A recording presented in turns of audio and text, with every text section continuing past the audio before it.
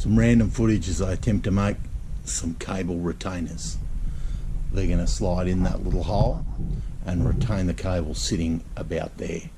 So it's pressure on the cable can't slide backwards into the lever, and is held firmly so that the inner, the actual cable itself, can slide freely in the outer. Let's go and face off some brass. This is the brass Xbar I had left over from making some nuts once before. I'm going to turn this down to size and see if I can get on with this and make this. I'll show you some steps along the way, but I won't bore you with a lot of footage of lathe milling and turning, and that's not what this is about. Wish me luck. Just another little quick look. I've faced that off, spotted it with a centre drill. Now I'm going to drill a 2mm hole about an inch deep in that, so that I can make two of these. The cable's about 1.6 millimeters in diameter, so I need the cable to slide freely through that without dragging. While we're there, I bought myself a new keyless chuck. The old chuck had a tiny run out to it and I couldn't get it straightened up, so I abandoned the Jacobs chuck and bought a new keyless chuck. Just a cheapie, probably a Chinese job, but it lines up really well and all goes well. Alright, I'm going to drill these holes.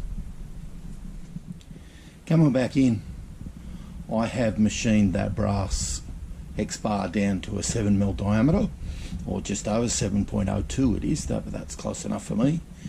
The cable outer is 5mm, or 4.94 to be precise, so I am going to drill in about 4 or 5mm of a 5mm hole, just enough for that cable to sit in there neatly and tidily, and everything is going well at this stage. Alrighty, here's a little close-up of what I've done. The large diameter is 7mm. The relief cut behind here is 5mm. The relief part will slide into the lever itself, and in the front is a 5mm hole drilled 5mm deep for the cable outer to slide into. Up the middle is the 2mm hole for the cable itself to slide right through. I'm going to take this out of the lathe now, and I'm going to mill a slot right up the middle to take the cable, because I've hard soldered the cable in place, so it needs to slide over the cable and into the mechanism. We'll see how we go.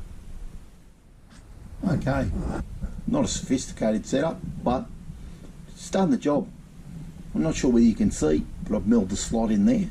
I'm now going to take that back to the lathe and part that piece off. Hopefully that works and I can make another one. Well, there's a little fitting cut off. I've just filed the edges of it, and you can see the slot right up the middle to take the cable. I should have said earlier, I have soldered the cable in. I couldn't get a fitting into the brass slides inside, so I soldered the cable in. So the cable's now in place unless I unsolder it. So that's why I've cut a slot in. It's come up really well. It just needs to fit now. Let's have a look and see how it fits. Well, there you can see the cable retainer, I suppose we'd call it, in place. It works. I need to massage this outer cover back so it doesn't look so manky. I could put a new cable on, but I don't want to. It retains the outer of the cable firmly. It can only go in that 5mm that I drilled the hole. If you look underneath, you can just see, or I could turn the slot, but I'll probably turn that downwards so that you can't see it. The cable slides through the middle and can't come out, and it allows me now to adjust that choke lever to the right place using the cable adjuster that I hid up under the tank. I'm going to try and make another one. I'm not going to bore you with that. Well, there they are in place. The lever's almost done. It's been a bit of a long haul. I'm pretty pleased with how they turned out. They look right, they do the job they're meant to.